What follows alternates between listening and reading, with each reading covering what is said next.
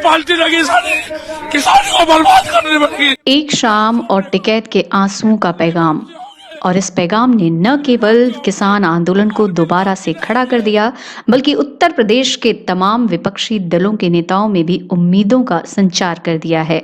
जिस तरह से 28 जनवरी की रात से गाजीपुर में राकेश टिकैत के मंच पर विभिन्न पार्टियों के नेताओं का जमावड़ा लगना शुरू हुआ, कहना गलत नहीं होगा कि 2022 में भाजपा के फायर ब्रांड मुख्यमंत्री योगी आदित्यनाथ की भाजपा को कड़ी टक्कर मिल सकती है। 26 जनवरी को लाल किले पर निशान साहिब का झंडा फहराने की घटना के बाद जब चारों तरफ से किसान आंदोलन को दबाने की कोशिशें तेज हुई और सरकार, पुलिस प्रशासन के साथ गोदी मीडिया और भक्तों की फौज एक साथ किसान आंदोलन की जमीन पर उतर आई, तो एक बारगी लगा था कि अब यह आंदोलन इतिहास बनकर रह जाएगा। लेकिन गुरुवार 28 जनवरी की रात गाजीपुर बॉर्डर पर राकेश टिकैत ने जब भावनात्मक अपील की और आंसू बह निकले, तो वहीं से किसान आंदोलन ने पलटी मार दी। टिकैत के इन आंसुओं ने 26 जनवरी के कलंक को पूरी तरह से धो डाला। सत्ता और पुलिस प्रशासन को अपना इरादा बदलना पड़ा। यह आंदोलन जारी रहेगा।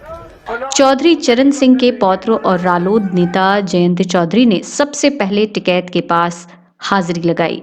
जयंत और आप सांसद संजय सिंह राकेश टिकैत के बड़े भाई नरेश टिकैत के मुजफ्फरनगर में आयोजित किसान महापंचायत में जा पहुंचे।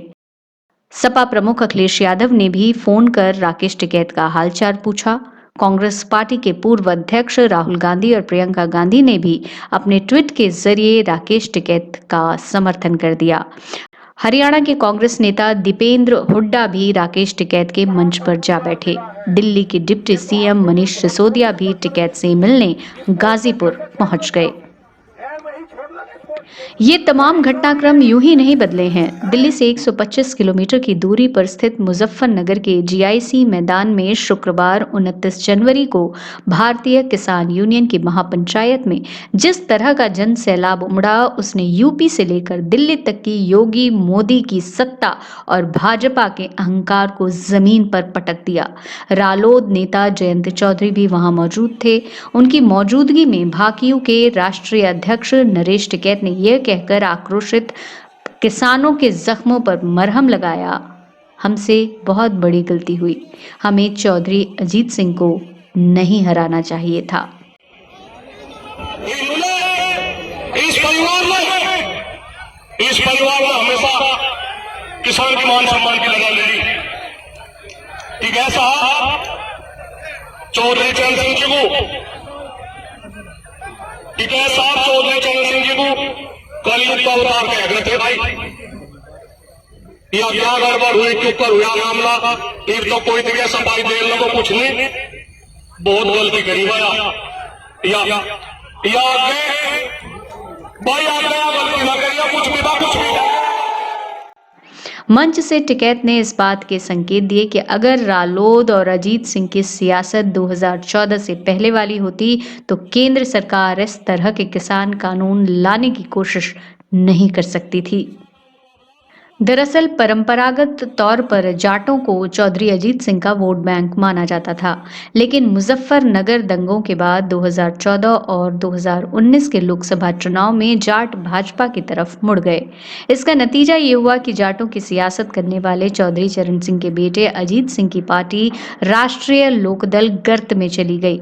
लेकिन अब जिस तरह से माहौल बदला है, वो भाजपा और खासकर योगी आदित्यनाथ की भाजपा के लिए चिंता का सबब बन गया है। आंकड़ों पर गौर करें तो यूपी में जाटों की आबादी 6 से 8% है, जबकि पश्चिमी यूपी में 17% से ज्यादा जाट हैं। कैराना, मुजफ्फरनगर, मेरठ, बागपत, बिजनौर, गाजियाबाद, गौतम बुद्ध नगर, मुरादाबाद, संभल, अमरोहा, बुलंदशहर, हाथरस, अलीगढ़, नगीना, फतेहपुर सीकरी और फिरोजाबाद पश्चिमी यूपी की ऐसी 17 लोकसभा सीटें हैं जहां जाट वोट बैंक चुनावी नतीजों पर सीधा असर डालता है। राज्य की 120 विधानसभा सीटें ऐसी हैं जहां जाट वोट बैंक हार जीत तय करता है। गाजीपुर बॉर्डर पर 28 जनवरी को हुए हाई वोल्टेज ड्रामे के बाद जाट समाज में ये संदेश सीधे तौर पर गया है कि ये भाकियू नहीं बल्कि जाट समुदाय को सीधी चुनौती दी जा रही है और इस चुनौती का जवाब 2022 के यूपी विधानसभा चुनाव में वोट से ही तय होगा। सत्ता विमर्श ब्यूरो की रिपोर्ट। अगर बिल वापसी नहीं हुए, कानून वापसी नहीं होंगे तो